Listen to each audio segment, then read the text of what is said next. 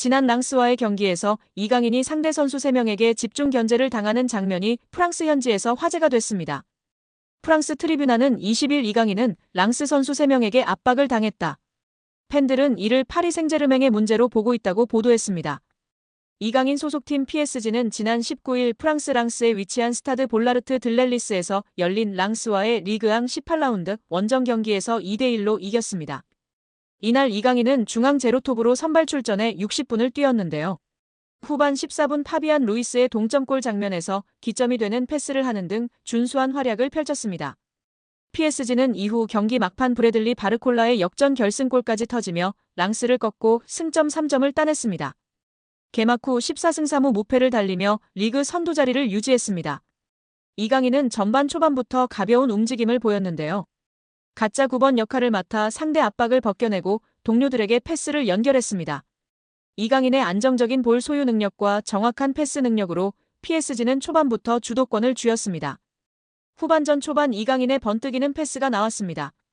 후반 8분 브래들리 바르콜라에게 정확한 패스를 찔러줬습니다. 하지만 바르콜라보다 랑스 골키퍼가 먼저 뛰쳐나와 막아냈습니다. 후반 14분 나온 동점골도 이강인의 발끝에서 나왔습니다.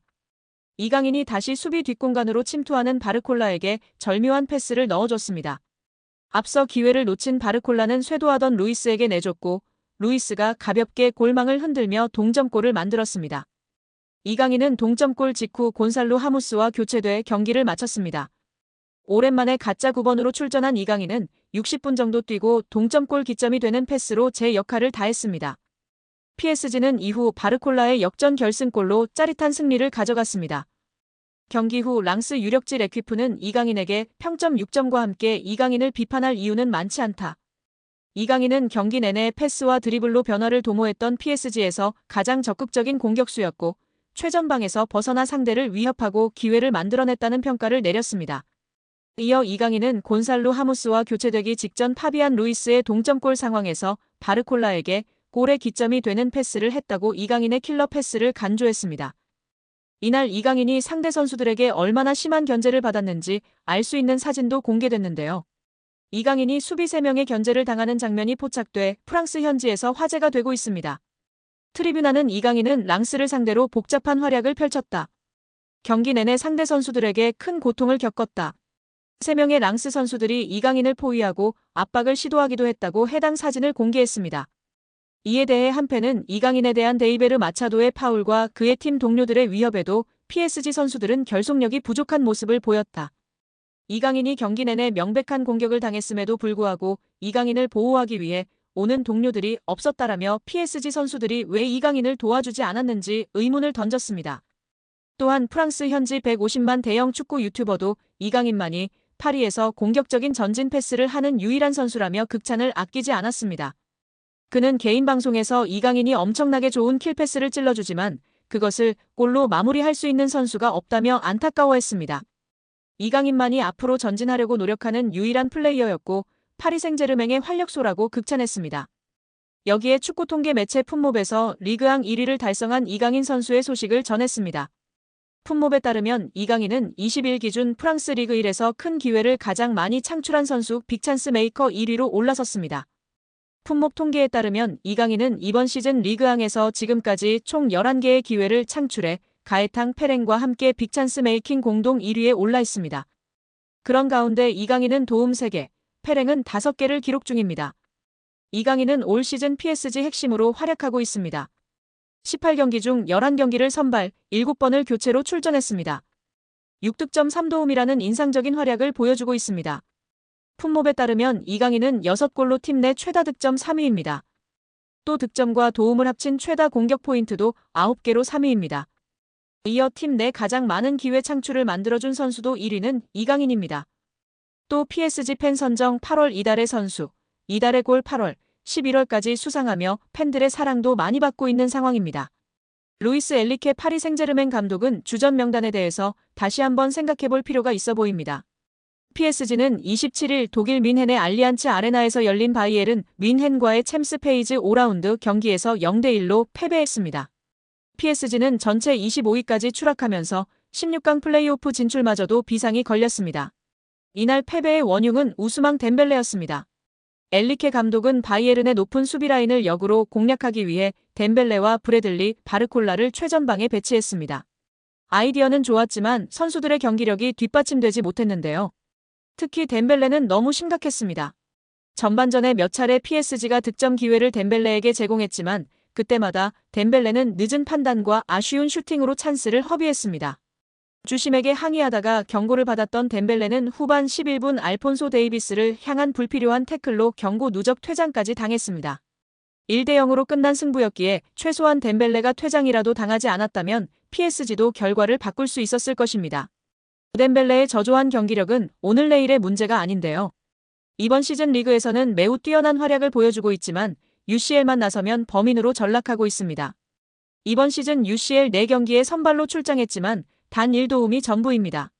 난사 기질도 심각합니다. 무려 21번의 슈팅을 시도했는데 1골도 넣지 못했습니다. 기대 득점값이 2골이었던 걸 감안하면 심각한 수치입니다. 현재 PSG가 UCL 5경기에서 단 3골을 넣는 득점 기근에 시달리고 있다는 점을 고려하면 엑스맨인 덴벨레는 선발 명단에서 제외될 필요가 있어 보입니다. 덴벨레가 가지고 있는 돌파력과 스피드를 포기하는 게 쉽지 않은 선택이겠지만 덴벨레만의 장점을 통해서 PSG가 본 이득이 전혀 없습니다. 결단이 필요한 시점이기도 한데요. 이제 UCL 리그 페이지는 단 3경기밖에 남지 않았습니다. 레드불 잘츠부르크, 맨체스터 시티, 슈투트가르트와의 대결이 남았습니다.